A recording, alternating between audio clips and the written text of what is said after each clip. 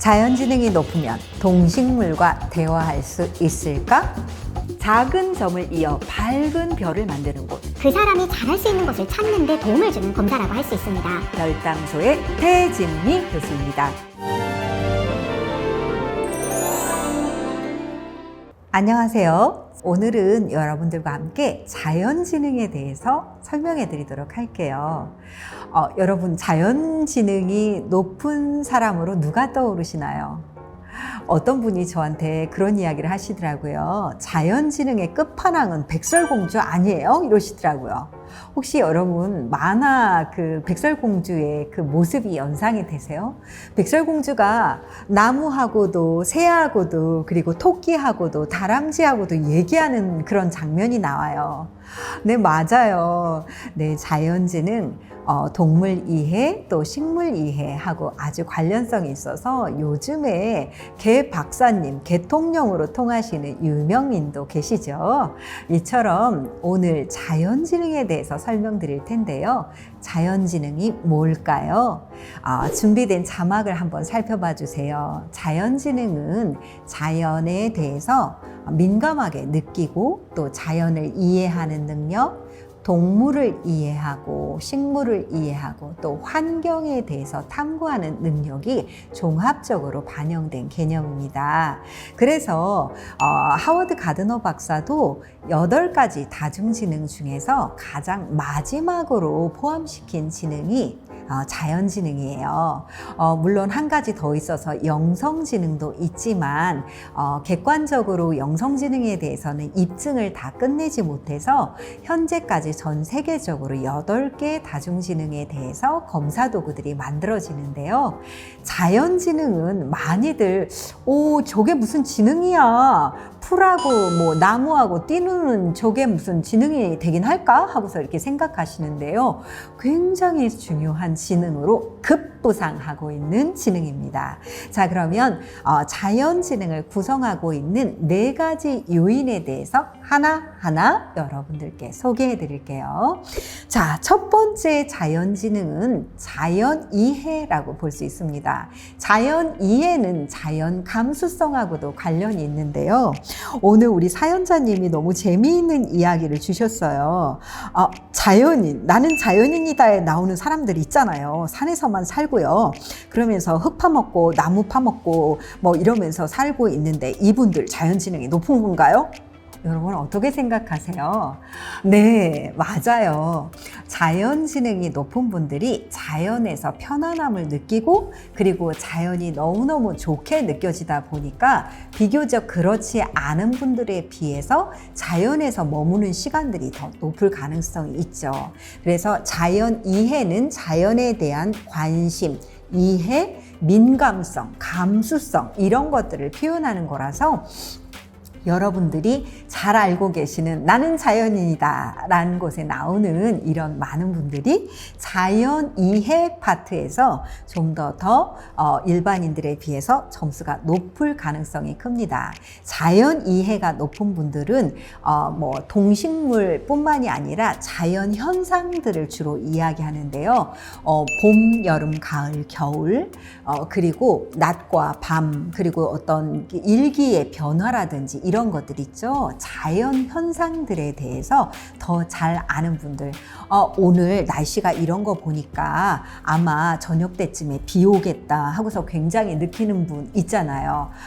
우리 어머니가 그렇다고요? 아유, 무릎팍이 쓰시는 거 보니까 오늘 아무래도 비가 오려나 보다.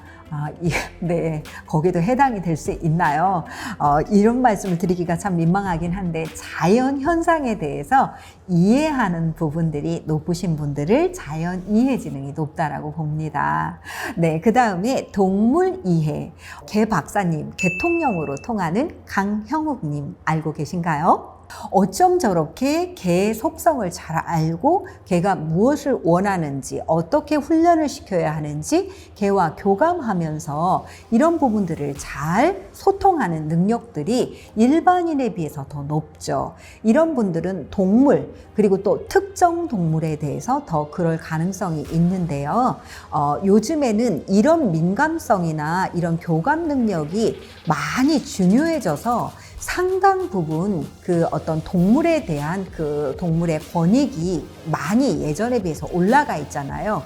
이러다 보니 이런 부분에 대해서 그런 이해 능력이 많이 떨어지고 교감하는 능력이 부족한 경우에는 자신도 모르는 사이에 동물에 대해서 함부로 그런 어떤 행동을 하거나 그리고 뭔가 피해를 주는 일들도 서슴지 않고 있기 때문에 그래서 이걸로 인해서 사회적으로도 큰 문제가 되는 경우들이 많죠. 그래서 동물 이해, 특히 이 부분에 대해서는 어린 연령대 아이들이 곤충이라든지 동물이라든지 이런 것들이 더 좋아서 더 많이 높다가 중고등학교로 가고 대학 성인에 가면서 이걸 접하지 않으면 이쪽 분야의 점수는 조금씩 낮아질 가능성이 있어요.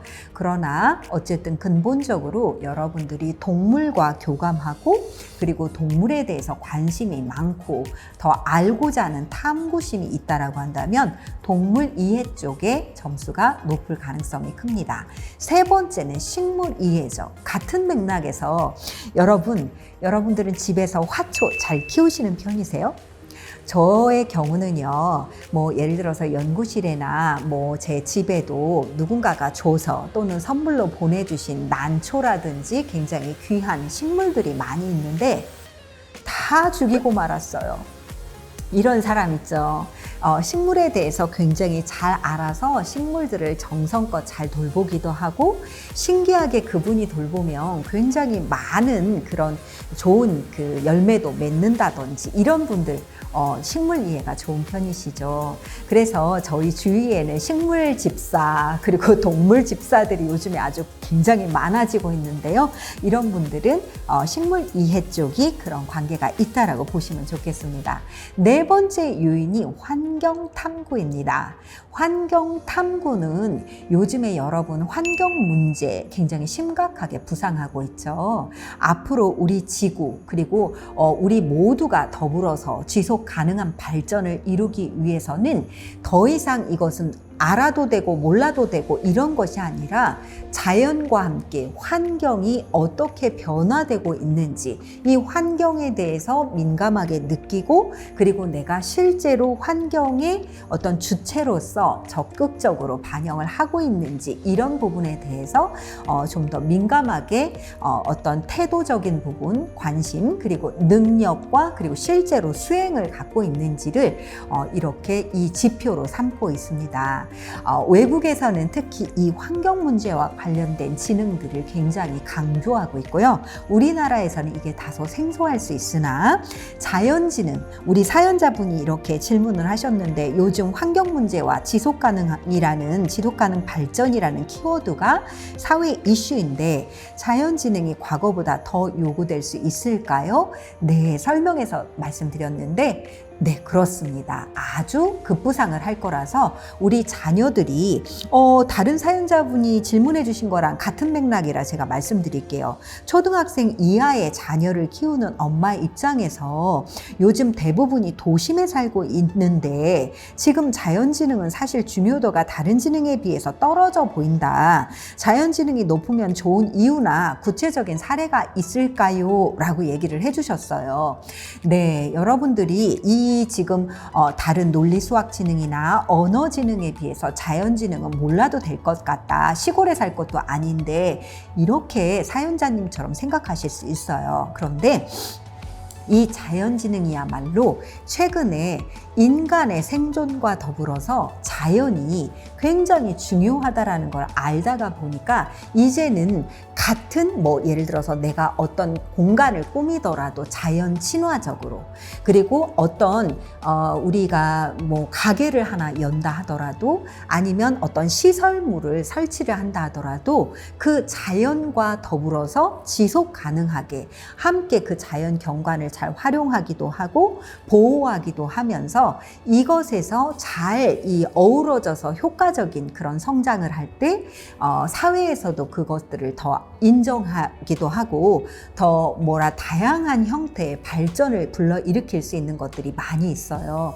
그래서 대기업들도 요즘에는 이 자연과 더불어서 가는 일들에 대해서 사회적인 책무를 갖고 있죠. 이런 것들이 부족한 상태에 있다 보면 나도 모르는 사이에 어떤 일을 수행함에 있어서 자연에 대한 부분들이 현저하게 민감하지 못하다 보니 그가 내놓은 아이디어라든지 어떤 해결책 그리고 어떤 다양한 형태의 솔루션들이 크게 호응을 얻지 못하는 사례들이 발생할 수 있습니다. 그래서 자연지능 중요하다. 네, 그렇습니다. 그래서 여러분들이 아이들 이렇게 자연지능을 평가해 보면요, 초등학교 저학년 때까지는 자연지능이 굉장히 비교적 상대적으로 높게 나오다가 중학교로 넘어가면서부터는 자연지능이 훅 줄어요. 그러다가 대학 성인으로 가면서 자연지능이 다시금 올라오거든요. 이게 우리나라의 교육 형태를 보여주고 있는데 세계적으로 우리가 봐야 되겠죠. 그렇다라고 보면 앞으로 우리 아이들이 어떤 진로를 키우기를 원하십니까? 앞으로 더 뜨면 뜰 분야로 가장 제1순위로 꼽는 부분이 환경과 관련되는 분야이고, 우리 아이들이 어릴 때 그런 기회들을 많이 만들어줘서 자연에 대해서 왜 이 곤충들은 이렇게 생활을 하는지, 어떤 지혜가 있는지, 식물들은 어떤 그런 생리적인 현상들이 있는지를 잘 이해해서 아이들이 뭔가 그 아이의 크리에이티브한 그런 어떤 산출물들이나 성과들을 자연과 더불어서 할 수 있도록 격려를 해주신다면, 연구를 할 수 있도록 도와준다면 앞으로 굉장히 좋은 경쟁력을 갖춘 인재로서 국제사회에서도 인정을 받고 그리고 멋지게 자아 성취를 해나갈 수 있다라고 생각합니다. 여러분들과 함께 오늘 자연지능에 대해서 말씀드렸는데요. 이제부터 자연지능 대충대충 하면 안 되겠죠? 아이가 풀벌레 가지고 놀고 있고 아니면은 곤충들 가지고 막 괴롭히고 있고 이러면은 곤충과 어떻게 더불어 함께 살 수 있는지 얘기해주고 그리고 지혜를 얻는 그런 노력을 함께 해야겠다라는 생각 드셨으면 좋겠습니다. 여러분들 작은 점을 이어 나만의 밝은 별을 만드는 곳 별담소의 태진미였습니다.